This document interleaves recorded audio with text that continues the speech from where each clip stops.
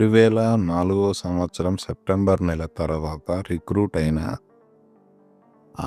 ఆంధ్రప్రదేశ్లో కానీ తెలంగాణలో కానీ రిక్రూట్ అయిన వాళ్ళందరికీ సిపిఎస్ అనే విధానం ద్వారా పెన్షన్ని అందించడం జరుగుతుంది. ఇక్కడ ఏం జరుగుతుందంటే, మీరు పెట్టుబడి పెట్టే ప్రతి 100 రూపాయలని 15%, 15% మాత్రమే ఈక్విటీలో పెడతారు, 85% డెట్లో పెడతారు.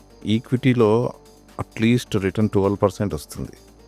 అదే డెట్లో అయితే మ్యాక్సిమం 9%, అంతకుమించి రాదనమాట. దీనివల్ల ఏమవుతుందంటే ఓవరాల్గా వచ్చే రిటర్న్ చాలా తక్కువగా ఉంటుంది, 9% ఉంటుంది. మనకు దాదాపు ఇన్ఫ్లేషనే 7% ఉంది. అప్పుడు 9% రిటర్న్ అనేది ఏం పెద్ద గొప్ప రిటర్న్ కాదు. కాబట్టి దీనిలన్నింటినీ దృష్టిలో పెట్టుకొని సెంట్రల్ గవర్నమెంట్ ఎంప్లాయీస్కి ఈ స్కీమ్ని చేంజ్ చేసుకునే, ఎందుకంటే డిఫాల్ట్ స్కీమ్ కాకుండా స్కీమ్ చేంజ్ చేసుకునే అవకాశం సెంట్రల్ గవర్నమెంట్ కల్పించింది సెంట్రల్ గవర్నమెంట్ ఎంప్లాయీస్కి. ఇక్కడ మీరు చూడొచ్చు, introduction of choice of pension funds and investment pattern in tier 1 NPS for central government employees. ఇక్కడ ఏం జరుగుతుందంటే, మనం పెట్టే పెట్టుబడిని దాదాపు 50% వరకు మనము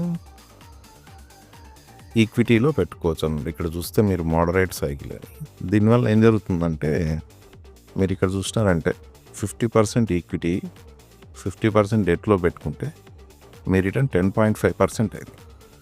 అంటే పైన దీంతో పోల్చుకుంటే దీంట్లో దాదాపు 1% రిటర్న్ ఎక్కువ ఉంది. సో మనకు ఎక్కువ కార్పస్ అక్యుములేట్ అయ్యే అవకాశం ఉంది.